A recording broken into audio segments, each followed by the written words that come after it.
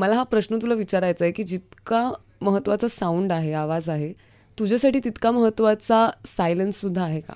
भयंकर. कॉन्सेप्ट काय माहिती आहे का? Without silence there is no sound, right? So तुम्हाला जोपर्यंत सायलेन्स तुम्ही शिकत नाही ना, तोपर्यंत तुम्ही साऊंड नाही शिकू शकत. You have to know what white paper you have to fill with colours. If you don't know what is a white paper, जर का ह्या ग्रीन रंगावरती मी हिरवाच रंग द्यायला लागलो तर मी दिलेल्या हिरव्या रंगाचा काही उपयोग नाही आहे ना. ह्याच्यावर मला लक्षात येतं की आत्ता ह्याच्यात व्हाईट कलरची गरज आहे. सो बऱ्याचदा असं असतं की बऱ्याचदा लाऊडनेसमध्ये पण सायलेन्स टाकावा लागतो बऱ्याचदा. आणि हे खूप सबकॉन्शियस लेवलवर खूप मोठे कंपोजर्स करत असतात. A.R. Rahman is the biggest example, की गाणं खूप लाऊड काहीतरी प्रचंड चालू असतं आणि मग एक 4 बार्सचा सेक्शन येतो जिकडे फक्त पॅड्स आहेत, तिकडे तो काही करत नाही. बीट चालू असतो पण तो तिकडे ना वोकल इन्फॉर्मेशन देतो ना म्युझिकली मेलोडिक इन्फॉर्मेशन देतो. तो फक्त तुला शांत करतो 4 बारसाठी. एक पॅड देतो त्याच्यामध्ये, फक्त आमचे एक टेक्निकल टर्म आहे पॅड, ड्रोन असतो तो देतो.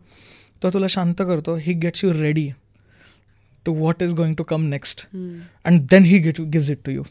So हे जे सीझन्ड कंपोजर्स आहेत ना, यांना ह्या गोष्टी कळलेल्या आहेत. हे superlative form of music making आहे, जिकडे तुम्ही सायलन्स पेंट करताय. हे तर सुंदरच आहे, हे तर माझं फेवरेटच आहे की तुम्ही कसं सायलन्समधनं तुम्ही एखादी साऊंड फील्ड तुमच्याकडे दिली आणि तुम्हाला ती भरायची आहे. It's like painting only. एक पांढरा कॅनव्हास आला आहे तुमच्याकडे आणि तुम्हाला तो भरायचा आहे. पण तुम्ही तो भरल्यानंतर तुम्हाला लक्षात जेव्हा येतं की अरे नाही, हे जरासं लाऊड पेंटिंग झालं आहे बरं का, तर मग तुम्ही एक कुठेतरी तो एक व्हाईट डॉट टाकता, ज्यांनी it makes a lot of difference. No, that is what these composers are doing. These big great composers, this is the level where they process. आणि इथे जेव्हा येऊ ना, because they know themselves so much की ते त्यांच्यातल्या human बिईंगच्या इतक्या जवळ आहेत ना, की त्याच्यामध्ये लेअरच नाही आहे, इनहिबिशनच नाही आहे. ज्ञानेश्वरी इमॅजिन कर, नर्वसनेसच नाही आहे, फिअरच नाही आहे. बिकॉज ते म्हणतात की जे येतं ते सगळं तिकडनंच येतं म्हणतात. There is no fear, there is no fear. Absolute spiritual fearlessness आहे. हा, म्युझिक रन होईल का नाही होणार, बीट आहे की नाही येणार, they are not thinking about it. Because ते तंत्र आहे, ते विसरलेले आहेत. कसे बरोबर टेम्पोज तेच कसे काय करेक्ट कसे असतात. दिलसेचा टेम्पो बघ गाण्याचा, जो 1 2 3 4चा काउंट आहे, दिलसेचा टेम्पो बघतो, यू विल नॉट बिलीव्ह की हे कसं काय, हाऊ इज इट. एक ग्रूव्ह चालू आहे अख्खं गाणं आणि you are not bored of it, you can listen to it on a loop for a whole day. How, हे तिकडं हे स्पिरिच्युअलिटीमधनं येतं. हा जो फॅक्टर आहे ना तुमच्या म्युझिकमधला, हा गॉड सेंट आहे.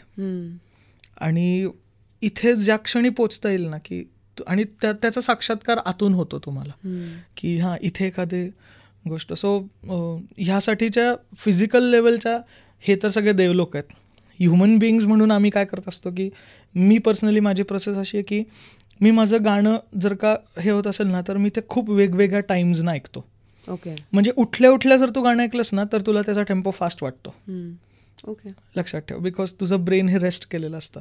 पण जर तू संध्याकाळच्या रशमध्ये ते गाणं ऐकलंस ना, सो फक्त टेम्पो गाण्याचा ठरवण्यासाठी I at least take 3-4 days to what tempo my song is going to be. आणि मला वाटतं की it contributes a lot in your music success. की तुम्ही काय पद्धतीने हार्टबीट्सशी कनेक्ट करणार आहात, काय मेलडी असणार आहे, कुठली तरी एक नोट, सगळं टेक्निकल आहे. पण सायलेन्स शिवाय साऊंड नाही आहे. आणि हे ज्या कंपोजर्सना कळलं ना तेच तिकडे आहेत. They know where to. आणि आमच्या म्युझिकमध्ये खूप मोठी फ्रेज आहे ही, खूप मोठं कोट आहे की a good musician always knows where not to play. कुठे वाजवायचं नाही आहे आणि कुठे म्युझिक करायचं नाही आहे. हे एक फिल्म आहे ज्याच्यामध्ये जी रिलीज झाली, कान्सला वगैरे पण सिलेक्ट झाली, तर त्याच्या डिरेक्टरनी मला क्रेडिट दिलं होतं. तर माझ्याकडे तो आला, त्यांनी मला फिल्म दाखवली आणि फिल्म रिलीज झाल्यावर मी माझं क्रेडिट बघितलं. मी त्याला जाऊन म्हटलं की अरे माझं क्रेडिट का दिलं आहेस तू, मी तुला म्हटलं की ह्या फिल्मला म्युझिकची गरज नाही आहे, मी म्युझिक करणार नाही आहे या फिल्मला, असं मी त्याला सांगितलं. तो म्हटला की त्याचसाठी तुला दिलं आहे credit, because music not being there is also music director's choice. So that is why he gave me the credit of music. Because and I don't know, it was a wake thought on him. I was like okay, I accepted it. पण तो म्हणला की खूप मोठं suggestion होतं म्हटलं music न करणं. सो त्यांनी एक शॉट थोडासा हाय स्पीड केला होता ज्याच्यातनं ते रिअलिस्टिक टू अनरिअलिस्टिक जात होतं. पण म्हटलं की तुझं कॅरेक्टर ॲक्ट करतंय, your character is showing it story, there is no need of music here. And I did not do music, I refuse to do music to that film.